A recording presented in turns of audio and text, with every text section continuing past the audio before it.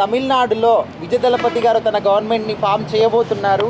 So మరి ఇప్పటివరకు చాలామంది సినిమా రంగం నుంచి రాజకీయ రంగంలోకి వెళ్ళారు. వాళ్ళందరికీ ఈయనకి ఉన్న డిఫరెన్స్ ఏంటంటే మీరు ఏం చెప్తారు? భయపడిపోయాడు.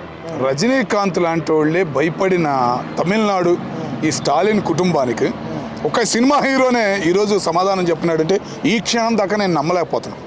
ఎందుకంటే స్టాలిన్ పరంగా చేస్తున్న అభివృద్ధి కానీ ఎక్కడికెక్కడ కంట్రోల్ చేయడం కానీ కేంద్ర ప్రభుత్వంతో రివర్స్గా ఉండి వాతావరణం చేసినా కూడా ఈరోజు అంత ఓటమికి ఎందుకు చూశాడు అనేది అర్థం కాలేదు. మధ్యాహ్నం ఒక కామెడీ వచ్చింది, అది చెప్పుకోలేము ఆ విషయం. కానీ ఈ రిజల్ట్ అనేది చాలా బెనిఫిట్. ఒక హీరోకి ఆ అవకాశం ఇచ్చారంటే తమిళ ప్రేక్షకులు యువత ఎక్కువగా ఓటింగ్ జరిగిన 95 ఓటింగ్లో యువతే ఎక్కువ వేశారంటే ఆ ఆదర్శనం అనేది ఎలా ఉంది హీరోల మీద, ఆ అభిమానం అనేది ఎలా ఉంది అనేది ఈరోజు సొసైటీలో కనపడింది. కాబట్టి ఒక సినీ పరంగా వెళ్ళిపోయింది ఈ రాజకీయ చరిత్ర. జయలలిత గారి తర్వాత ఇంకో రికార్డు అనేది రాశాడు. 2 చోట్ల గెలిచాడు, చూసావా? అది రికార్డు. ఏదో ఒక చోట ఓడిపోయినా ఏదైనా అనుకునే వాళ్ళం రాజకీయ పరంగా, కానీ 2 చోట్ల విజయ బేరి మోగిచ్చాడు. అట్లాగే వాళ్ళ కారు డ్రైవర్ని నుంచోబెట్టిన ప్లేస్ ఎట్లాంటిదో తెలుసా? మన తెలుగు వాళ్ళు ఎక్కువగా ఉన్న ప్లేస్. అలాంటి ప్లేస్లో కూడా అంత మెజారిటీ ఆ డ్రైవర్కి వచ్చిందంటే నాకు ఆశ్చర్యం అనిపించింది.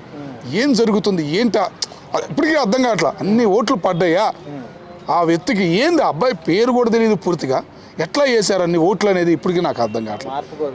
మార్పు మొదలయ్యింది. ప్లస్ ఇట్లాగే ఉండాలి. 5 ఏళ్ళకు ఒక గవర్నమెంట్ మారితే ఏదైనా అటు ఇటు నలగకుండా ఉంటారు. ఒక మార్పు అనేది ముందుకు సాగిద్ది.